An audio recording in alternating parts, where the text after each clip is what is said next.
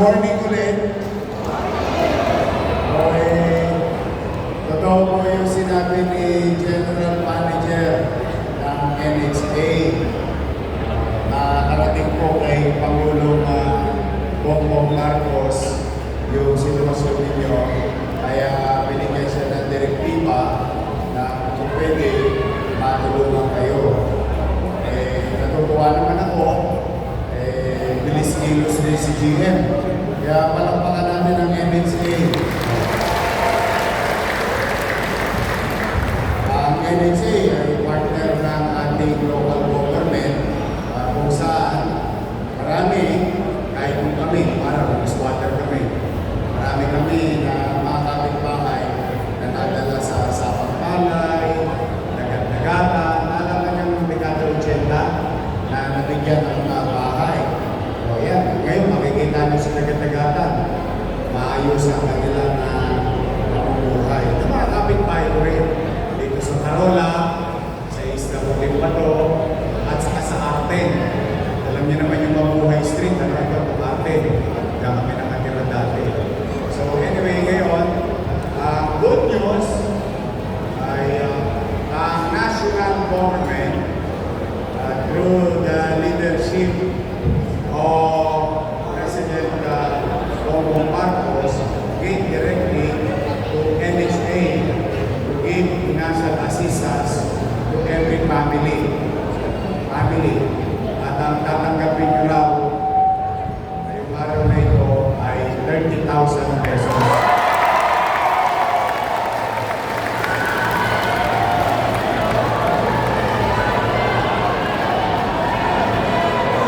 Hindi sa akin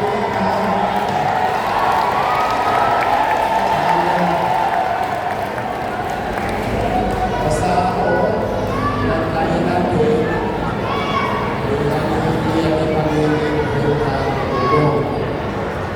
para tulong-tulong na national government, local government. So, ulit, maraming salamat. Personally, ako naman, sabi ko sa inyo, ulit-ulitin ko, narinig ko na rin ito ng maraming beses simula noong July 1. Tayo, makikipagtulungan sa pamahalaan. Kahit sinong nakaupo. Tama ba? Dahil ang makikipagtulungan ng lokal at nasyonal o magkakakontrapartido. Ulitin ko ha. Kasi ninyo, magkakakontrapartido. Kapag nagkaisa, ang nakikinabang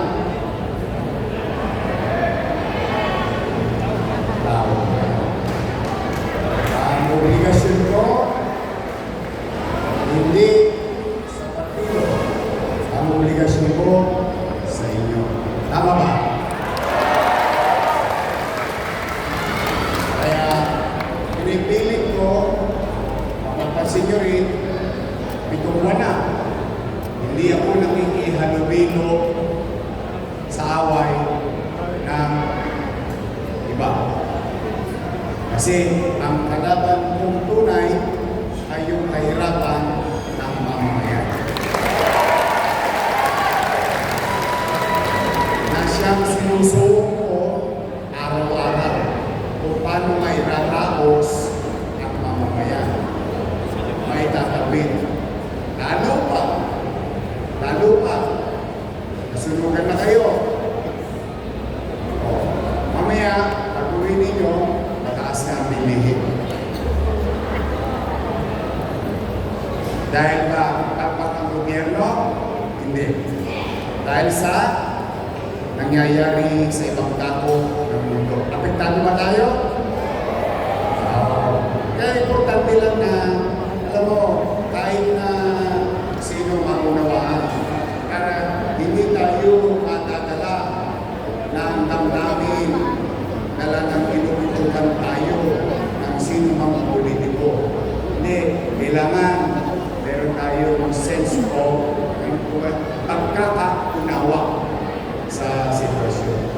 Kaya, pagkakaraw-araw, pagkabi lamang, ay naghahanap ako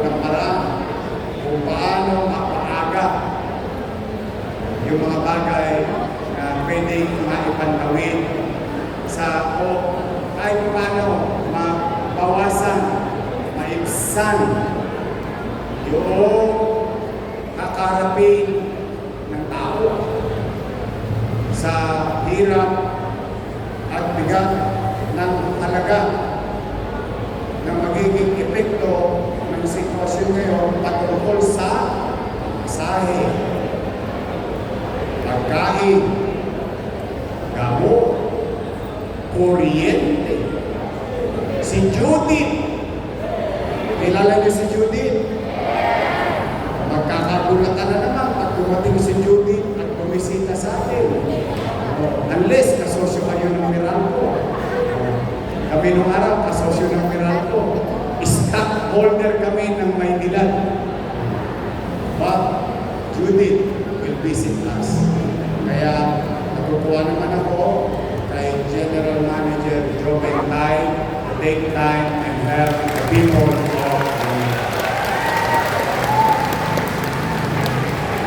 Kapit lang, kayawan Diyos. Basta lagi nyo isa sa isip, ang gobyerno ng Maynila o gobyerno for that matter, hindi perfecto. Pero kung meron pa kayong laging iuwi, pagtiklop ng araw, pag-iganin nyo kasama niyo ang pamilya ninyo, pagkaroon kayo ng kapanatagan, sa inyong isipan at puso, may gobyerno sa Luzon ng Maynila. So ulit, puso on behalf of the people of Manila, General Manager Joe Bentay, maraming salamat sa iyo at mga taga-NHA. Palakpakan natin yung mga taga-NHA. I love you. Kumain na ba kayo? Pinakain na kayo ni Jay? Love kayo ni Jay? Sige, maraming salamat at pagpalain nawa kayo ng buong Manila! Thank you.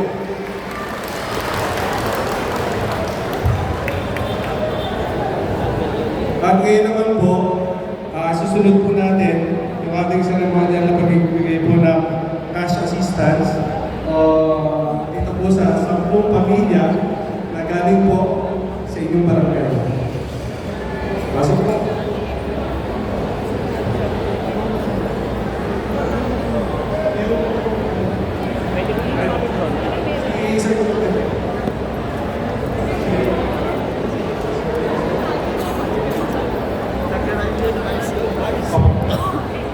Sa kanila lang. Sige po.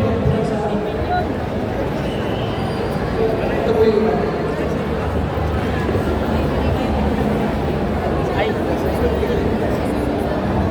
Dubai!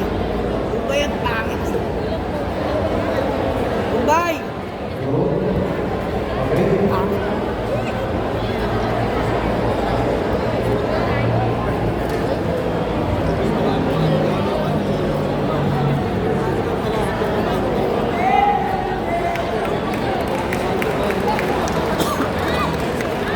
Thank you.